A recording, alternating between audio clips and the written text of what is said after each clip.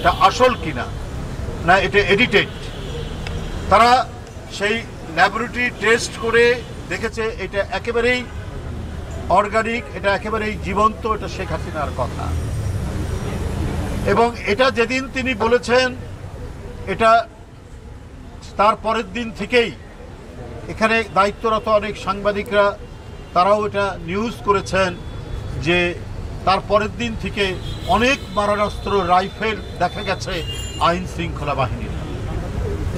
তাহলে আজকে আমরা যারা এখন গণতন্ত্রের স্বাদের কথা বলছি, আমাদের প্রত্যেককেই মাথায় রাখতে হবে আমাদের কোনো ঝগড়া বা গো ধরা বা শিশু বাচ্চার মতো চকলেট আমাকে পেতেই হবে, এই ধরনের প্রবণতা থাকলে ফ্যাসিবাদ কিন্তু নানা ছিদ্র পথে প্রবেশ করতে পারে। এবং তারা যে চেষ্টা করছে না তা নয়।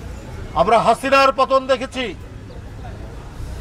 তার সাথে তার কয়েকজন মন্ত্রী না হয় গ্রেপ্তার হয়েছেন, অনেকে পালিয়ে গেছেন, কিন্তু তাকে যারা 16 বছর বাস্তবায়ন করেছেন তার নীতি, যারা এই দেশের লক্ষ লক্ষ গণতন্ত্রকামী নেতা কর্মীকে মিথ্যা মামলা দিয়ে কারাগারে ভরেছে, যারা দিনের পর দিন রিমান্ডে নিয়েছে, যাদেরকে বেধড়ক লাঠিপেটা করে শরীর ক্ষতবিক্ষত করেছে, যারা রাইফেল দিয়ে গুলি করে দৃষ্টিশক্তি অন্ধ করে দিয়েছে, যারা পঙ্গু করেছে, যারা হাত পায়ের নখ তুলে দিয়েছে, তারা তো এখনো সমাজের মধ্যে, তারা তো এখনো প্রশাসনে, তারা এখনো সচিবালয়ে, তারা বাংলাদেশের বিভিন্ন প্রশাসনিক জায়গায় কর্তব্যরত আছে। তাহলে এরা তো যে কোনো সময় তাদের উদ্যত ফনা তুলতে পারে। খালি সংস্কার সংস্কার করে নির্বাচন পিছিয়ে জনগণের যে ক্ষমতা শেখ হাসিনা কেড়ে নিয়েছিলেন, জনগণের মালিকানা কেড়ে নিয়েছিলেন, আমরা কি সেই মালিকানা জনগণকে ফেরত দেব না? নির্বাচিত সরকার কথা বললেই, ভোটের কথা বললেই আজকে আমাদের শুনতে হয় আমরা কবে ছাত্র রাজনীতি শেষ করেছি এরশাদ পরাজিত করার পরে, আরেকটি এক নায়ক সরকারকে পরাজিত করার মধ্যে দিয়ে। আমরা গণতন্ত্র এবং সংস্কার এগুলোর অর্থ কি আমরা কিছুই বুঝি না। আমরা তো আমাদের ব্যক্তিগত কোনো দাবি, আমাদের চাকরি দিতে হবে, ভালো আমাদের চাকরি দিতে হবে, আমাদের এতখানি ইয়ে দিতে হবে, এটা দিয়ে তো আমরা করিনি। দেশনেত্রী বেগম খালেদা জিয়ার আহ্বান, সেই আহ্বান একেবারে নিরেট খাঁটি, ওটা হচ্ছে গণতন্ত্র।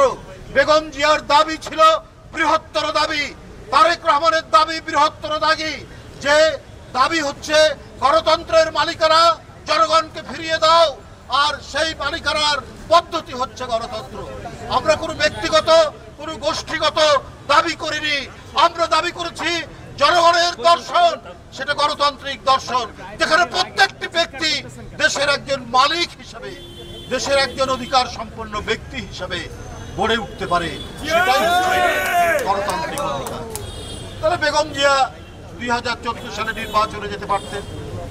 2018 সালে আমরা যখন অনেক লোক দাবি করলো যে বিএনপি নির্বাচনে যাওয়া উচিত, শেখ হাসিনার অধীনেও গেল এবং গোটা বিশ্ব দেখলো যে শেখ হাসিনার নির্বাচন কত বিকৃত, কত বিকারগ্রস্ত, জালিয়াতির ভয়াবহ রূপ প্রকাশ পেতে পারে, সেটা 2018 সালে দেখল। বিএনপি অংশগ্রহণ করার মধ্যে দিয়ে সেটা প্রমাণ করে দিল যে শেখ হাসিনার আমরা যে নির্বাচনে অংশগ্রহণ করিনি এটা যে কত নির্ভেজাল সত্য সেটা প্রমাণিত।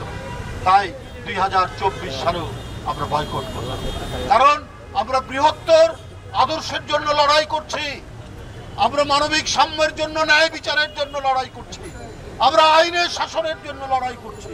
এই জন্য দরকার চিরায়ত গণতন্ত্র, প্রকৃত গণতন্ত্র, খাঁটি গণতন্ত্র। এটা বৃহত্তর আদর্শের লড়াই, যেখানে জনগণের মালিকানা জনগণ ফিরে পাবে। তো সেই মালিকানা আটকে রাখা তো আপনার বড় ধরনের ফ্যাসিবাদকে প্রশ্রয় দেওয়া, এটা একটা একনায়কতন্ত্রকে জন্ম দেওয়ার বা সৃষ্টি করার সুযোগ সৃষ্টি করা। বন্ধুরা আমার, আজকে দেখুন, যদি জনগণের সরকার, জনগণ যে দলকে ক্ষমতায় নেবে তারা থাকলে পরে প্রতিটি পদে পদে জনগণের কাছে জবাবদিহি করতে হয়। সেই জবাবদিহিতে নেই। অন্তর্বর্তীকালীন সরকারও আমরা মনে করি জনসমর্থিত, কারণ সমস্ত রাজনৈতিক দল আওয়ামী লীগ ছাড়া আর আওয়ামী লীগের কয়েকটি দোসর ছাড়া সবাই সমর্থন করেছে।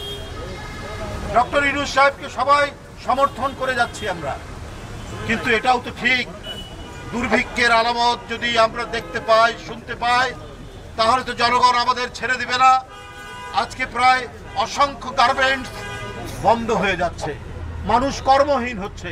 মানুষ যদি খাবার কিনতে না পারে তাহলে কিন্তু দুর্ভিক্ষের আলামত তৈরি হবে, এবং এই আলামত তৈরি হলে কেউই কিন্তু রেহাই পাবে না, আর হাততালি দিবে ওই পতিত ফ্যাসিস্টরা। তো এই কারণে এই জিনিসগুলোও দেখুন, কেন আমরা বারবার বলেছি দলের পক্ষ থেকে, যে দোসররা ব্যাংকের হাজার কোটি টাকা মেরে বিদেশে পাচার করেছে আর নামমাত্র কিছু প্রতিষ্ঠান, এই প্রতিষ্ঠান সরকার ইচ্ছা করলে সেখানে প্রশাসক নিয়োগ করে সেই প্রতিষ্ঠানগুলো চালাতে পারে। গার্মেন্টসগুলো যাতে বন্ধ না হয়, সেই গার্মেন্টসগুলো আপনারা সরকার এটাকে টেক ওভার করতে পারেন। নানা দোসরদেরকে তারা যদি থেকে থাকে তাদের বিচার করুন, কিন্তু কোনো যেখানে শ্রম ঘন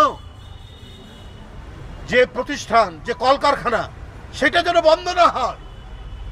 কারণ অর্থনীতির কঠিন করুণ অবস্থা, এটা শুধু মুখের কথা নয়। সামনে সেপ্টেম্বর অক্টোবর মাসে দুর্ভিক্ষ হয় কিনা এটা এখন মানুষের মনে মনে।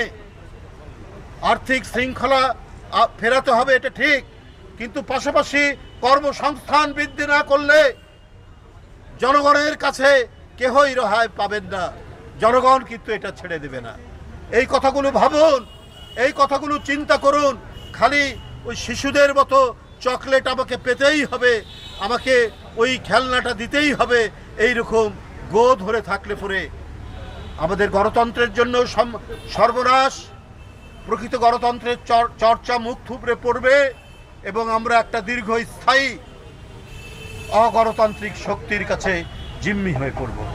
যাই হোক, আমি শুধু এইটুকু বলতে চাই যে আজকে সবাই মিলে আমাদের প্রচেষ্টা, বিএনপির পক্ষ থেকে তো সংস্কার বিরোধী কোনো কথা বলা হয়নি, সংস্কারের পক্ষেই বলা হয়েছে।